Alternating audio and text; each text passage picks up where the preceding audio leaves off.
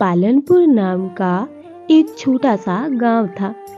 उस गांव में कालू नाम का एक व्यक्ति था जो अपनी पत्नी कविता और अपने पिताजी के साथ एक छोटे से घर में रहता था। कालू के पिताजी बहुत मेहनती इंसान थे, लेकिन समय के साथ वह बूढ़े होने के कारण घर पर ही रहते थे। कालू कोई काम नहीं करता था। कालू की पत्नी कविता अपने ससुर को रोज कुछ न कुछ ताना मारती रहती थी। अरे देखो तो इन्हें कोई काम धंधा तो करते नहीं है, बस बैठे बैठे मुफ्त की रोटियां तोड़ते हैं। ऐसे इंसान का क्या फायदा जिसका कोई काम ना हो। ऐसा कहकर कविता वहां से चली जाती है। फिर कालू के पिताजी बहुत दुखी मन से बोलते हैं, हे भगवान, आप तो जानते ही हैं, आपसे तो कुछ छिपा नहीं है, आप तो सब देख ही रहे हो। मैंने अब तक सच्ची मेहनत और लगन से अपना सब कुछ बनाया, एक एक पाई जोड़कर इस घर को बनाया, और अब मुझे इस उम्र में ये सब ताने सुनने को मिल रहे हैं।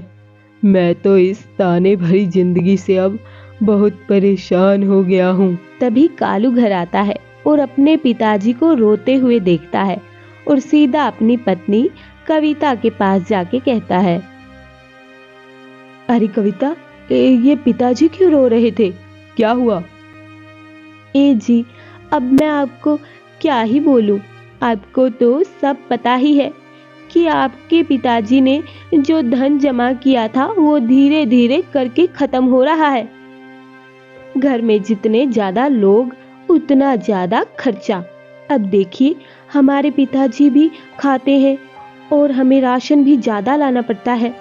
अब तो बस एक ही रास्ता दिख रहा है मुझे कि क्यों ना तुम अपने पिताजी को घर से निकाल दो, वो कुछ ना कुछ करके अपनी जिंदगी गुजार लेंगे।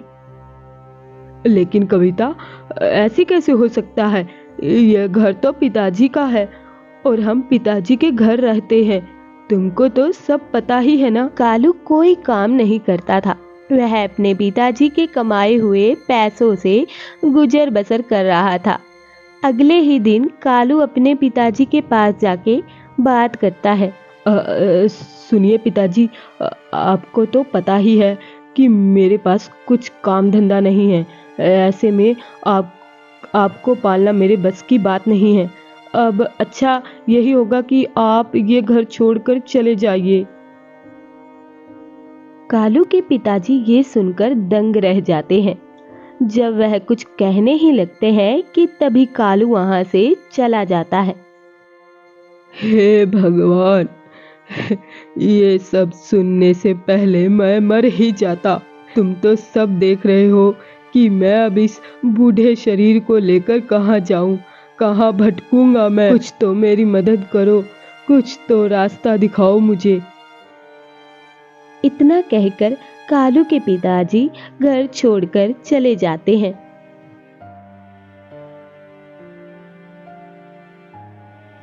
हाँ, अच्छा ही हुआ बूढ़ा घर छोड़कर चला गया। अब मैं चैन की जिंदगी जीऊंगी। अब तो मेरे मजे ही मजे हैं। कालू के पिताजी चलते चलते एक जंगल में पहुंच जाते हैं। वह एक नदी के किनारे बैठ जाते हैं। तभी वहां से एक साधु बाबा गुजरते होते हैं। वह कालू के पिताजी को ऐसा बैठा देखकर हैरान हो जाते हैं। क्या हुआ? बहुत परेशान लग रहे हो। क्या बताऊं महाराज, मेरे बेटे बहू ने मुझे घर से बाहर निकाल दिया। मुझे समझ नहीं आ रहा कि अब मैं कहाँ जाऊं, कहाँ रहूंगा और किससे मदद मांगूं। हाँ, देखिए, मेरे पास आपको देने के लिए कुछ नहीं है, लेकिन मैं आपको एक उपाय बता सकता हूँ। उपाय? कैसा उपाय? साधु बाबा ने कालू के पिता को एक उपाय बताया। फिर वह वापस घर की ओर चल पड़े।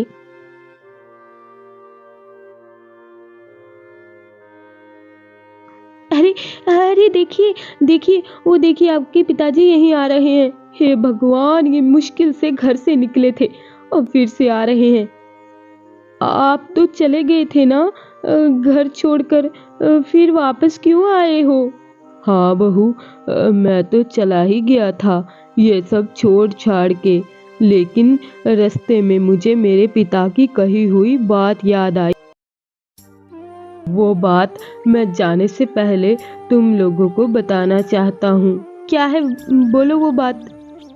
गुप्त धन। गुप्त धन? हाँ बेटी, एक ऐसा खजाना जो कालू के दादाजी इसके लिए छोड़ के गए थे और मुझे बताकर गए थे। वह धन मेरी मृत्यु से एक दिन पहले ही तुम्हें बताऊंगा। जितनी उम्र मेरी होती जाएगी धन भी बढ़ता जाएगा। मैं नहीं चाहता कि मेरी मृत्यु कहीं और होए, उस धन का लाभ बाहर के लोग उठाए। अब मैं जा रहा हूँ। क्या? जितने दिन जिएगा उतना मूल्य बढ़ेगा? अरे पिताजी, आप कहाँ जा रही हो? मैं भी तो आपकी बेटी ही हूँ। आज से मैं आपकी अच्छे से सेवा करूंगी, आपको कुछ नहीं होगा। अब आप हमारे साथ इसी घर में रहोगे। हाँ ठीक है, अब जैसी तुम लोगों की मर्जी। अरे आपके पास कोई दिमाग है भी या नहीं? बूढ़ा जितने दिन जिएगा धन का मूल्य उतना ही बढ़ेगा। अब जल्दी से बाजार से फल ले आइए। हाँ हाँ, ये तो सही बात है। आप अभी जाके कोई काम धंधा भी ढूंढ लीजिए, वरना हम लोगों को कौन पालेगा। फिर कालू काम की तलाश से घर से बाहर निकल जाता है और उसे काम भी मिल जाता है। कालू बहुत मेहनत से काम करने लगा और पैसे भी कमाने लगा। ये सब देखकर कालू के पिता और कविता दोनों बहुत खुश होते हैं। ऐसे ही दिन गुजरते गए। फिर एक दिन कालू के पिताजी की मृत्यु हो जाती है। हे भगवान, ऊपर वाले, इतनी क्या जल्दी थी इस बूढ़े को अपने पास बुलाने की। कम से कम गुप्त धन का तो बता के जाता। अब हमारा क्या होगा? अब कालू को सब समझ आ जाता है कि मनुष्य का मेहनत करना ही एक गुप्त धन जैसा है।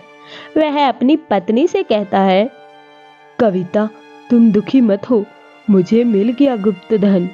क्या? अजी आपको बता के गए हैं? मतलब जल्दी से बताइए ना, कहाँ है गुप्त धन? कविता, हमारे पिताजी बहुत ही नेक इंसान थे। उन्होंने हमें धन उसी समय दे दिया था जिस समय वो घर लौटकर वापस आए थे। क्या? ये आप क्या कह रहे हो जी? मुझे कुछ समझ नहीं आ रहा जी। कविता, तुम्हें याद है जिस दिन पिताजी वापस घर आए थे, उसी दिन से मैं कितनी मेहनत कर रहा हूँ और मैंने कितना धन भी कमा लिया।